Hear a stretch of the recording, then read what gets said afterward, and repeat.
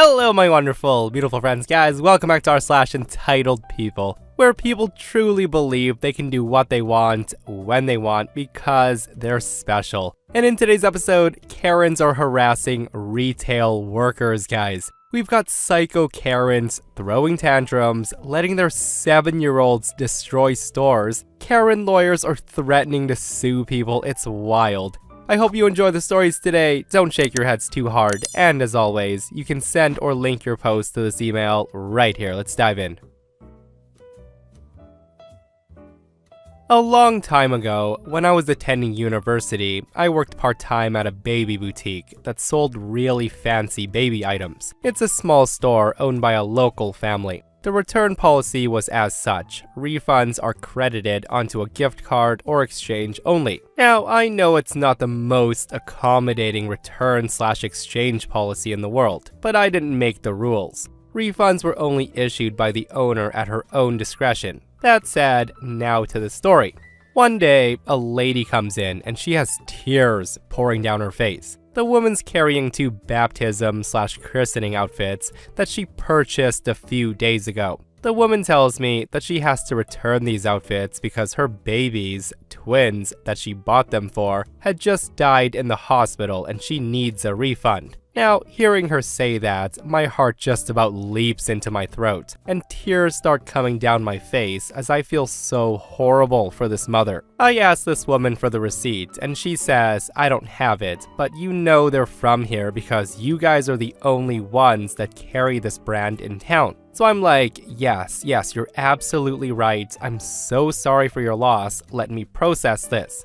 All the while, I'm feeling even more horrible and flustered for even asking. I then say, okay, no worries, I can still put the amount on a gift card for you if you let me. That's when the woman stops me and she holds her hands out at me, followed by a wail of a sob, and then she says, what the hell am I going to do with a gift card? I don't have any more babies to buy for, are you serious? At this point, I'm thinking, oh my goodness, I could have crawled under a table. I was mortified, putting this poor mother through this. The owner's on vacation, of course, and I was alone. And I must say, this was a first for me. I was always trained that under no circumstances were we allowed to give cash refunds. But I mean, come on. This was clearly one of those special situations that surely warranted breaking the rules. So I give the lady a full cash refund and she thanks me and she's truly appreciative. She then asked if I know of any other mothers that come in and if I can recommend support groups or bereavement books. I told her that I do not personally know, but I'm sure there's lots of information on our local community board. The woman says thank you and she hugs me, and feeling like I did a good deed, I hug her back and tell her take care. When my boss returns from vacation, I tell her everything that happened. I was confused that her reaction was a little unfazed.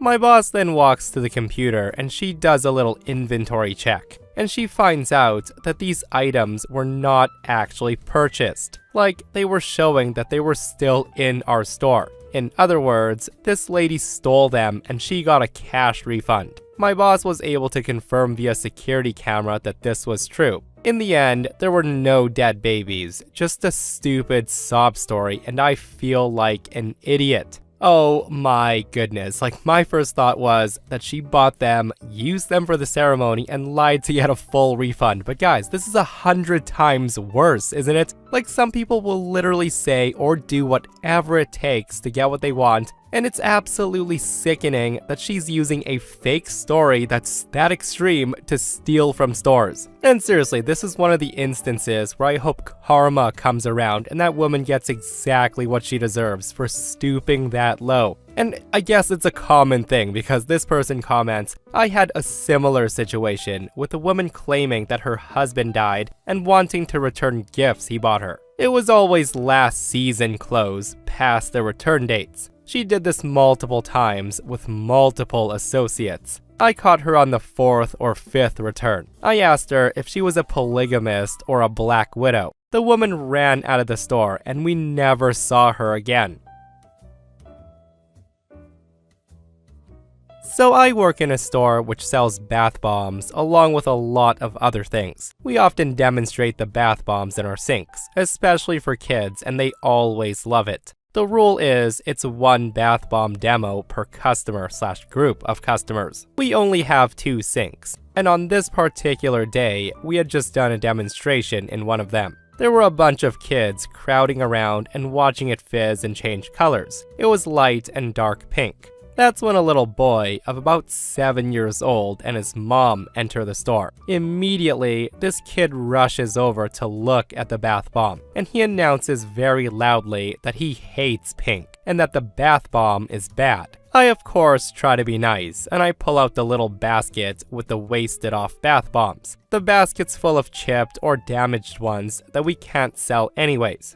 I then tell the boy to choose a color that he'd like better, but that's when the mom criticizes me for trying to sell her son damaged goods. I then explain that this was just for a demo, and a chip out of the bath bomb isn't going to affect the way it looks in the water, but the mom's not having any of it. It's not worth fighting over, and we do have a budget for it in case people want to see a specific bath bomb that hasn't been wasted off. So I tell the boy to choose a pristine one from the shelf. I also tell him to pick carefully because he only gets one. The boy chooses a bath bomb which smells nice, but it just turns a soft white in the water. So I suggest that maybe he choose a more colorful one and then explain that this one's not very impressive. He then glares at me and he shrieks at the top of his lungs, "No, you can't tell me what to do." And I want to note, he said it very loudly. At this point, I was kind of flustered. The other kids near the sink were all staring, and a lot of the adults in the store had turned around. So I just let him put it in the sink without trying to persuade him out of it. As expected, the water just goes white, and the kid is not happy. The kid then starts yelling that it's boring, and he starts screaming that he wants another one. And that's when his mom demands he be allowed to put another one in. I explain that we only have 2 sinks, and now they're both full. I also tell her that each kid is only allowed one, so that the most people possible gets a chance to see them. Of course, the woman ignores me, and she tells her son to go get another one off the shelf. I tell her again that I'm sorry, but he won't be allowed to put another one in. She then tells me that I'm being stingy, and at this point, the boy's running up and down the rows of bath bombs trying to choose one.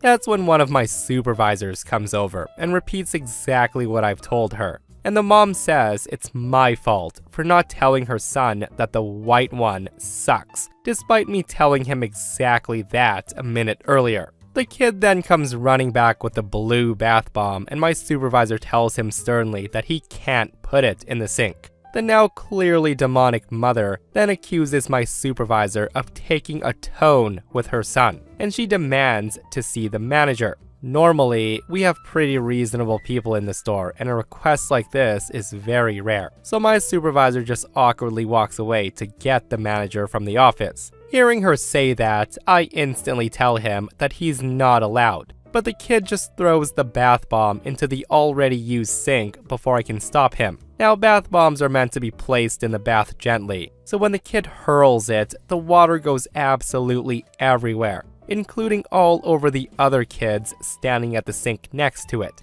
Understandably, they all start screaming for their parents, so I begin grabbing paper towel to help them get the water off their faces and clothes. I'm furious with the mom, but I can't pay attention to her, as I, along with their shocked parents, are trying to console the other kids. And as we're drying them off, I hear the absolute demon lady say, "Oh, well, that's not very impressive either, is it? Who buys these things? Let's see what another one does." And in that moment, I've never wanted to physically fight a customer before, but I got really close then. The entire debacle ends up with my manager getting into an argument with the mom over making her pay for the second bath bomb. The mother was of course screaming at the manager and refused and tried to leave the store. My manager eventually won by telling her that if she didn't pay, the shopping center security would have to be called. On the way out, the kid knocks over a whole display by the door, followed by the mom scoffing loudly. They were of course banned from ever coming back. What a frickin' nightmare duo that was. And I have a feeling that that boy's gonna grow up to be trouble, especially if he always has mom around to defend his actions and acting like he can do no wrong. Like a toddler I can understand, right? But for a 7-year-old to act that out of control in a store with no sense of respect for others, you really have to question if mom does any sort of parenting. And honestly, with her just scoffing at her kid knocking over a display of bath bombs, she might just let him do whatever he pleases. That said though, I'm really happy that OP's manager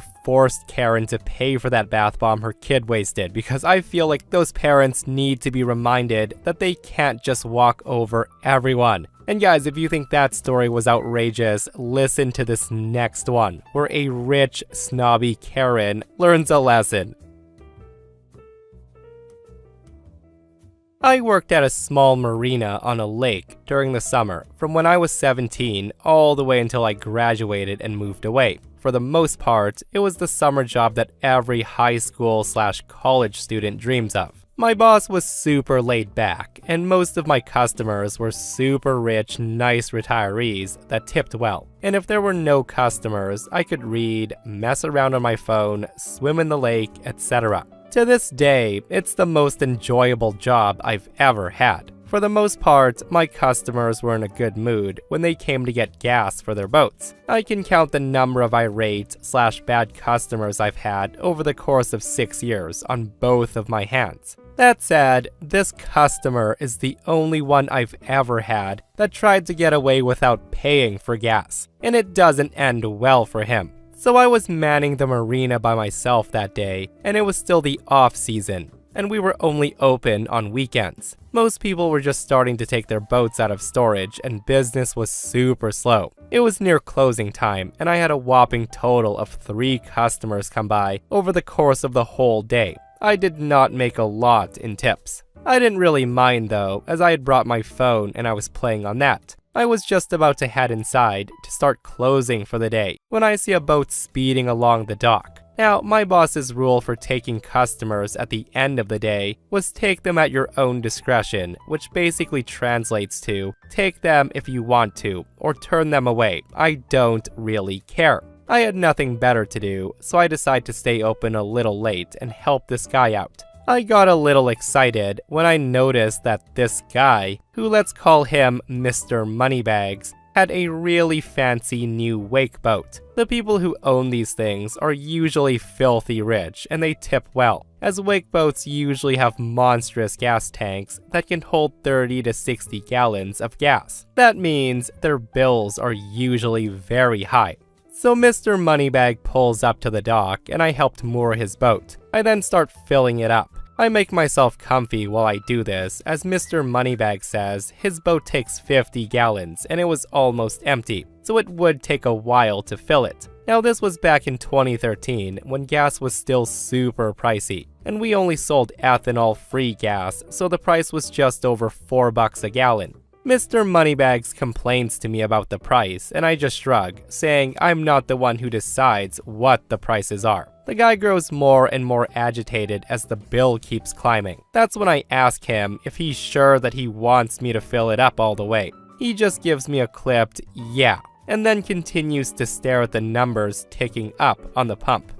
Finally, 47 gallons of gas later, Mr. Moneybag's boat is filled, and his bill comes out to just over $190. It was the most expensive bill that I'd ever seen up to that point. So I turn to ask him how he's going to pay. The guy makes a show of patting his pockets, and he looks around his boat for a while. And I just raise my eyebrows. The guy finally turns to me, and he says he forgot his wallet. And here's the thing, I've had people forget to bring money before, and I'm usually very understanding about it. What I'll usually do is I'll hang on to something of theirs as collateral, usually a driver's license, sometimes their car keys or phone. I put it in the lockbox and I wait for them to go home to grab their wallets. Pretty much everyone who owns a boat on this lake also lives on or near the lake, so it's never been an issue. Something that I also did, that I didn't tell the customers that I was doing, was writing down their boat tag number. If they didn't pay by the end of the day, I could give the number to security, and I could pull up their boat registration, which had their name, address, the works. Up until this day, I've never had to report a customer to security. When Mr. Moneybags states that he doesn't have his wallet, I quickly glance at the tag on the side of his boat and I jot down the numbers. I then address Mr. Moneybags. I say to him, "Well, sir, it's the end of the day, so if you could hurry home and get your wallet as soon as possible, I would really appreciate it. I'll also need something of yours to keep as collateral." He then says to me, "Oh, that'll take way too long. Do you have a phone on you?" I reply, "Yes, I have one in my purse." He then says to me, "Well, if you could just give me your phone, I can call my wife. My wife can drive here with my wallet in no time." Now this answer satisfies me, so I turn to go inside the building to grab my phone. While I'm doing this though, I hear him turn his engine on, which isn't too unusual, so I just keep going on my way. And that's when I hear a massive vroom followed by a loud crunch. I whip around and I see this guy speeding down the lake. He had pulled a runner on me. But because this man's apparently an idiot, he also forgot to untie his boat from the dock completely. The guy got the rope off the cleat next to him, but he had forgotten about the one tied to the back of his boat, which I left some slack on. Now normally the cleats on the boat would lose in this situation, or maybe the rope would snap, but our dock was super old, crappy, and it was a splintery mess. So instead, the cleat that was nailed into the dock got pulled completely free, along with an enormous chunk of wood. There was also a huge crack running down the length of the plank. This dumbass was now speeding down the lake with a piece of dock dragging behind him. There's not much I can do about Mr. Moneybags now, so I go inside and call the police, of course. I give them the tag number, along with a description of him and his boat. I also mention that he damaged the dock and he owes almost $200 in gas. They thank me and they say they'll get right on it. I then text my boss what happened and I send him a picture of the freshly ruined dock. And he's pissed. He says Mr. Moneybags better be prepared to fix it. I then go inside and finish closing for the day. I had to include a note to finance about why we're almost $200 short for the day and explained the police were working on it. The very next day, my boss calls me. They got to him that very same day because of course they did. They had his address. The guy was charged with theft and destruction of private property, as the dock technically belonged to the neighborhood association. Mr. Moneybags, apparently belonging to the throw money at problems to make them go away school of thought, gave up without a fight. He would end up paying what he owed for the gas, and he also ends up having to completely replace the dock he damaged. He's also banned from registering the boat on the lake. It was either 10 or 15 years, I can't remember. The marina was closed for 3 weeks while the dock was being rebuilt.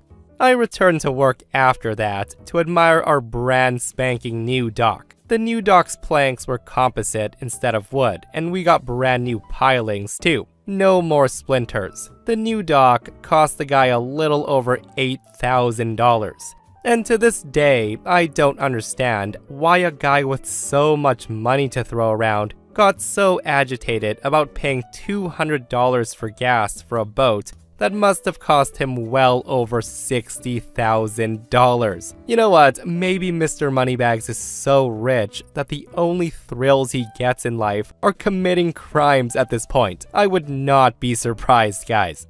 Like, that is some serious FU money though, like not even putting up a fight. Oh, to have that much money. Should I pay $200 for gas today or $8,000 for gas? Decisions. In my opinion, OP's boss should have also taken him for lost business as well, as 3 weeks of lost income is quite a bit to lose, right?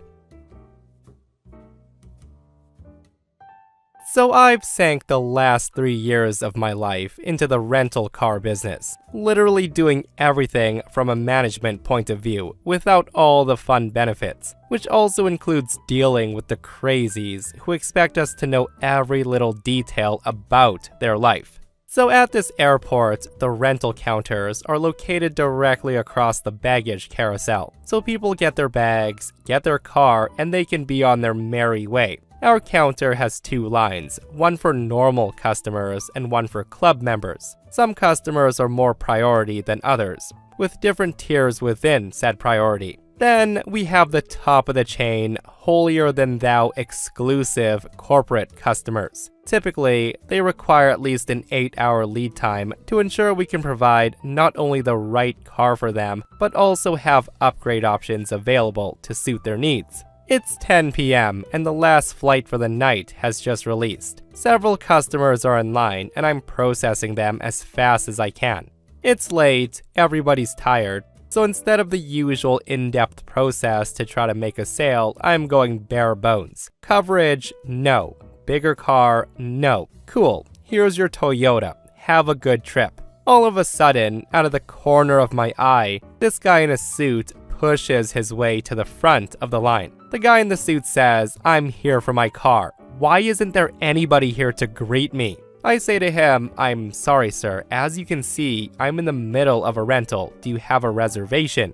The guy then snaps at me and says, "My office called it in. I'm supposed to have a luxury car waiting for me when I get off the plane. I'm off the plane, so where's my car? I know how this process works. Now do your job and find me my car." At this point, I'm flabbergasted. The line of roughly 5 customers has gone quiet. They're all looking at this guy. I tell him, "Firstly, sir, calm down. And secondly, when did your company make the reservation?" The guy says, "They made it when I got on the plane. I'm a high rental level customer, damn it. I shouldn't have to wait for this." The customer I'm talking to at this point has slowly shifted off to the side, giving me a look of, "Get this nut job out of here, I'll happily wait." So I look up the reservation, and I see that we have one of the exclusive reservations that was booked literally 20 minutes before this started. And I think to myself, great. I then say to him, "Well, sir, it appears there was just some confusion with the reservation process, and it was just sent across, but if you give me a moment, I'll be more than happy to process this and send you on your way." He says, "About damn time." A few quick keystrokes later, and this pompous jerk in a suit has his rental. A Chrysler 300. Low mileage, new vehicle, luxury car. I point him towards where the car is, and he takes his key and leaves in a huff. 15 minutes later, the guy comes in the door screaming, "Where the hell is this car?" He then proceeds to throw the keys on the counter. He then screams at me and says, "I've been out there for a half hour trying to find this car. You're supposed to walk me out to it and clearly point it out to me." I respond, "Well, sir, as I stated when I handed you the key, it's out the exit door and to your right. Also, I also pointed out, if you look right through those emergency doors, you can see the car right there. It's on the side of the building." He then screams and says, "This is BS." He then snatches the key back up and he stomps off. And at this point, I have one customer left. And some of the other rental counters have come around and we're all talking about this guy. Not even 5 minutes later, a key's thrown right at my counter, just missing my monitor. The guy marches in and says, "I'm not taking this piece of crap car. I'm an exclusive member, so give me that damn Mercedes sitting outside." I reply, "I'm sorry, sir, I can't do that." He screams even more and says, "What do you mean you can't do that? I'm not driving this effing ugly car around town. You're going to give me that Mercedes or I will have your job." I respond, "So let me understand. You're refusing to drive the vehicle that I have available for you, correct?" He says, "It's about time you effing understood." To which I respond, "Excellent." I then start typing at my station, and at this point, somebody from the other rental counter has called security, who's casually standing back seeing what happens. I say, "All right, sir, you're all set. Have a good evening." He replies, "Finally, where's my key?" That's when I tell him, "Oh no, sir, you don't seem to understand. I went ahead and canceled your rental car for you. He loses it at this point and he says, "What the hell do you mean you canceled my rental?" I tell him, "Well, sir, if you would have allowed me to explain, I can't give you the Mercedes since it's not our car, it's the other rental company's. It's clearly labeled as theirs as it's parked in their spot and everything. Second, I don't care what level of customer you are. You're not gonna walk into my place of business and speak to me the way you are. And finally, I provided you with a car with a 20-minute lead time, which is clearly against the terms and services of our rental car company. Yet you refuse to take said vehicle. Therefore, I will be terminating your reservation contract." The guy's of course steaming at this point, and he screams and says, "Are you kidding me? You're going to give me my car or else. Do you know who I am? I'm a district attorney. I put people in jail. I will put you in jail." Finally, at this point, security comes over, and they escort the ranting lunatic away. I promptly close down shop, lock up the keys, and get the heck out of there.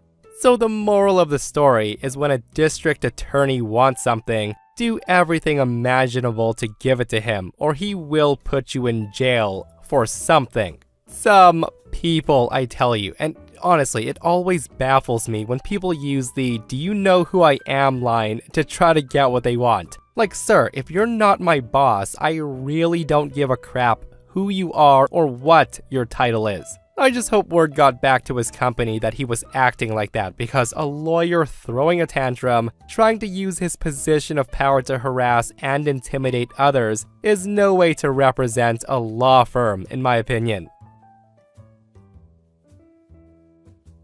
So I was in a higher-end department store today, and happened to end up next to two teenage girls while shopping. One of the girls had picked out a very expensive pair of boots, and they were fawning over them. The second girl must have looked at the price tag, and she asked Boot Girl if she's really gonna spend that much money on boots. The girl with the boots then says something like, "It's fine, I have my dad's credit card, I'm not paying," which instantly caught my attention because that's not her card. We end up at the same register with me behind them, and I can see her total hit well over 4 digits. The girl's about to swipe the card when I decide I can't let her get away with something like this, and someone has to parent this kid if no one else will. That's when I tell the cashier that that's not her card, but her father's card, and I'm not sure she has permission. The girl and her friend turn to glare at me, giving me possibly the dirtiest look I've ever seen. I swear this girl was going to throw a tantrum right there.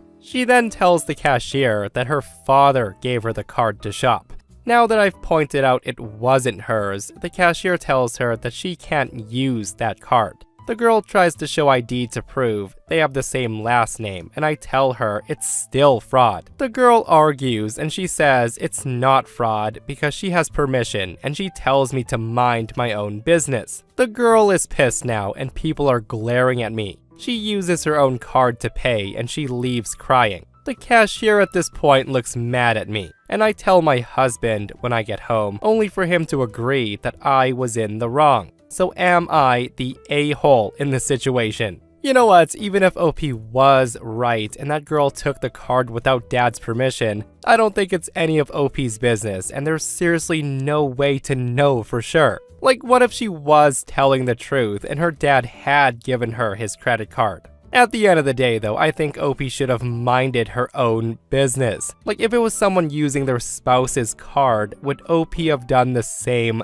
thing? And I only say that because OP clearly said in the post that she felt like someone had to parent this kid if no one else will, which that alone makes her the a-hole. Again, mind your own business. But guys, let me know your thoughts. If you were in OP's shoes, are you saying anything, or are you just letting that girl buy those expensive boots? And that, my friends, brings us to another end of our / entitled people. Guys, I hope you enjoyed today's stories. If you did, hit that thumbs up, and if you're not subscribed, consider subscribing so you don't miss these crazy stories. And if you missed the last episode on the channel, it's in our / malicious compliance episode, where psycho Karen teachers are getting taught lessons they won't forget. Guys, go check it out if you haven't, and myself and Stevie Boy will see you guys in the next one. We love you.